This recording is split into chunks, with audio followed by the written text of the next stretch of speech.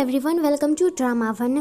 Typhoon कहता है कि ये तो फेक है। जीना डर जाती है, पर दरअसल टाइफून तो फ्लावर के बारे में बातें कर रहा था। तो जीना के जान में जान आती है। फिर जीना सभी लोगों के लिए कॉफ़ी लाई थी तो वो बांटने लगती है।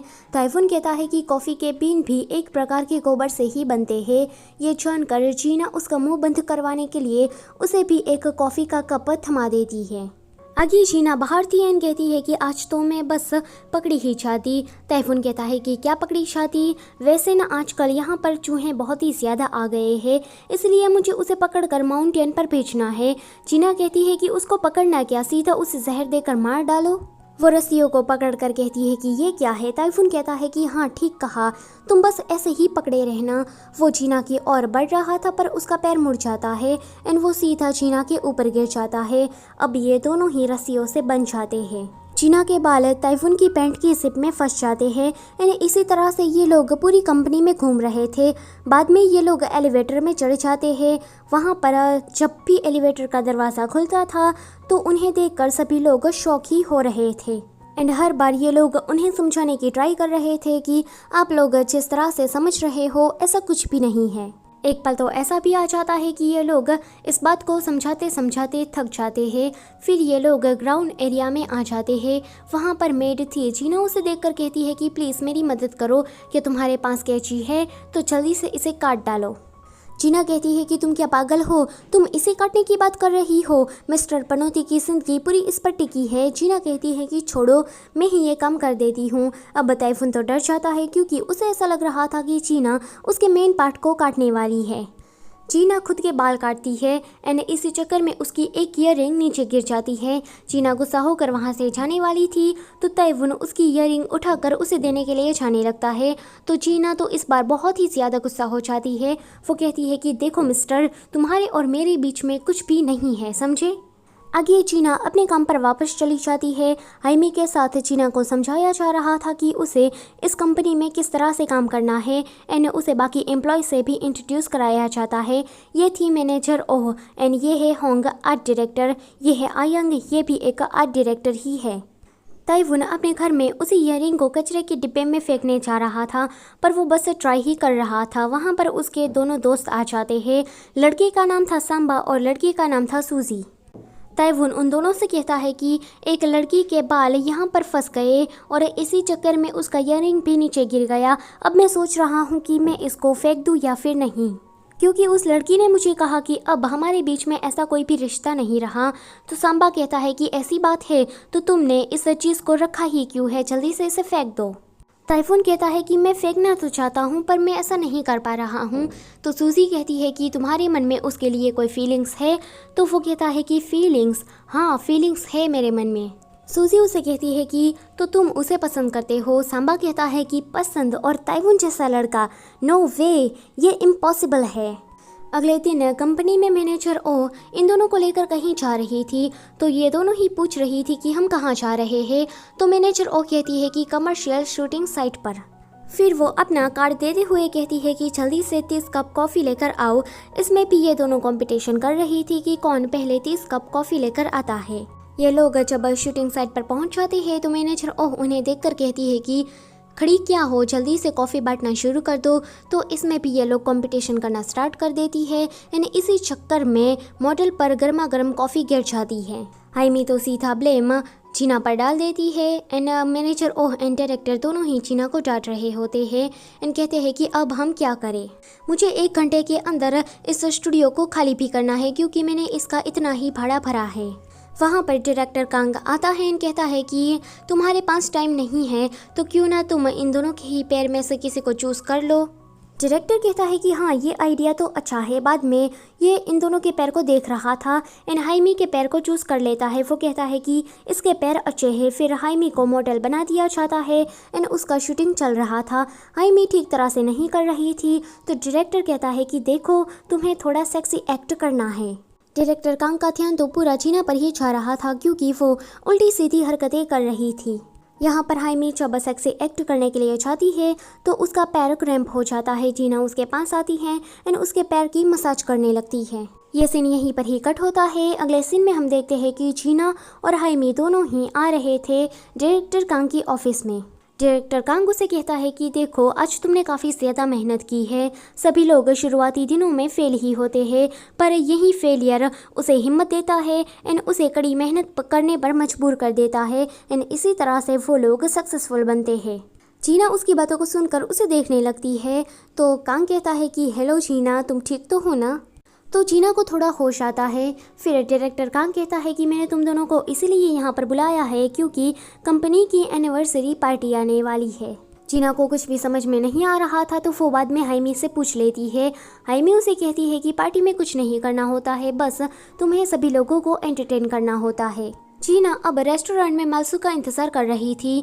जब वो आती है तो सारे लोग उसे देखकर शॉक हो जाते हैं क्योंकि आज मालसूक एकदम सफ़ेद चुड़ैल जैसी लग रही थी।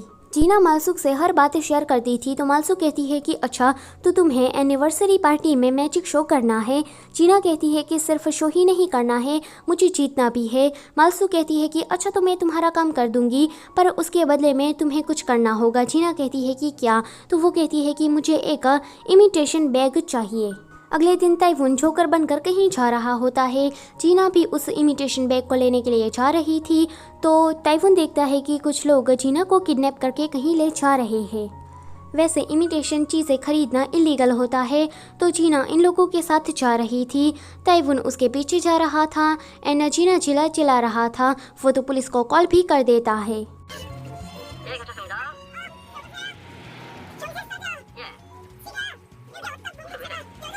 अभी ताइफून जोकर बना हुआ था इसलिए उसकी आवाज़ बच्चे जैसी थी।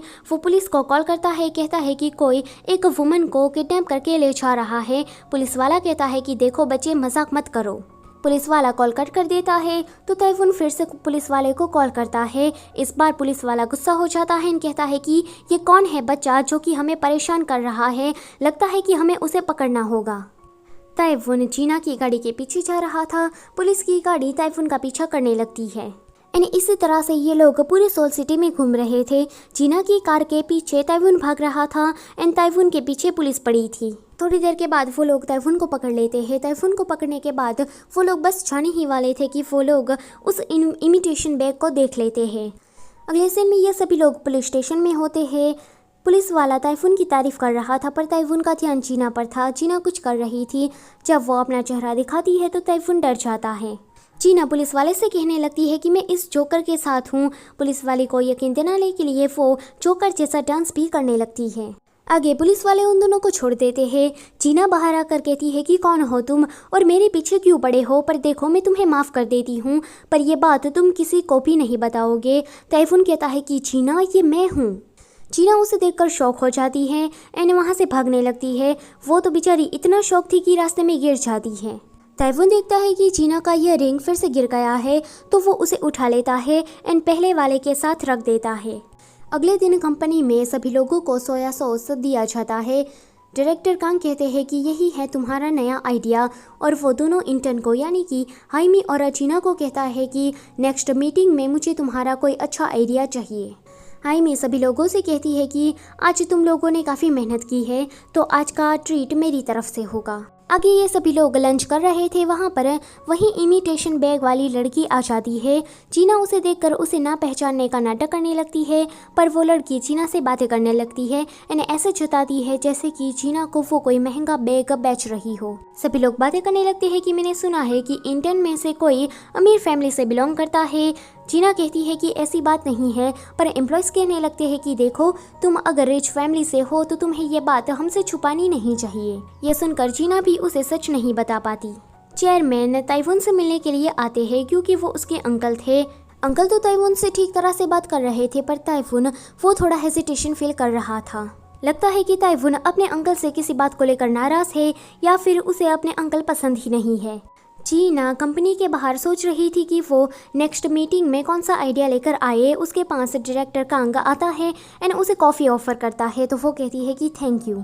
तो डायरेक्टर कांग कहता है कि थैंक यू कहने की कोई भी ज़रूरत नहीं है, लड़कियों को मेरे साथ कॉफ़ी पीने में मज़ा आता है इसलिए मैं हमेशा ही 2 कप कॉफ़ी लेकर आता हूँ। फिर वो उससे पूछता है कि तुम्हारी पार्टी की तैयारियां कैसी चल रही है तो जीना कहती है कि अच्छी।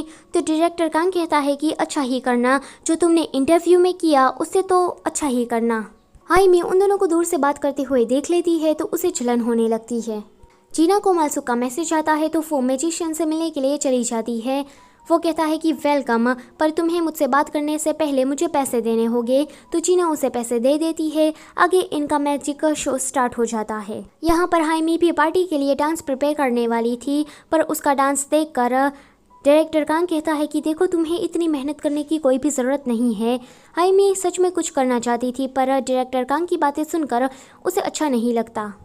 अगले दिन पार्टी हो रही थी, उसमें ताइफून फ्लावर डिलीवर करने के लिए आया था।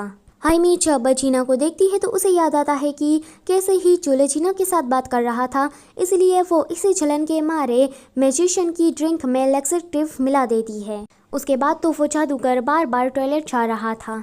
हाइमी की डांस परफॉर्मिंग काफ़ी ज़्यादा अच्छी जाती है, पर जीना के पास कोई जादूगर नहीं था, इसलिए वो खुद जादूगर बन जाती है एंड ताइफून को देखकर उसे विक्टिम बना लेती है। एंड इसी तरह से वो अपना शो पूरा कर देती है। वो सभी लोगों को थैंक यू कहती है एंड अपनी हेड ऑडियंस की ओर फेंकती है। हेड फेंकने के बाद क्या होता है यह तो आप खुद ही देख लो। एक गमला नीचे गिरने वाला था तो ताइफून उसे बचाने के लिए जाता है, पर उसके ऊपर लाइट गिर जाती है तो वो बेहोश हो जाता है। जीना उसे देखने के लिए जाती है तो सभी लोग कहने लगते हैं कि कुछ तो करो, तो जीना माउथ टू माउथ उसे CPR देने लगती है। ताइफून को होश आ जाता है एंड उसका दिल जोर जोर से धड़कने लगता है। सो इसी के साथ ये वाला एपिसोड होता है यहीं पर ही खत्म। Don't forget to like, share and subscribe. Thank you for watching.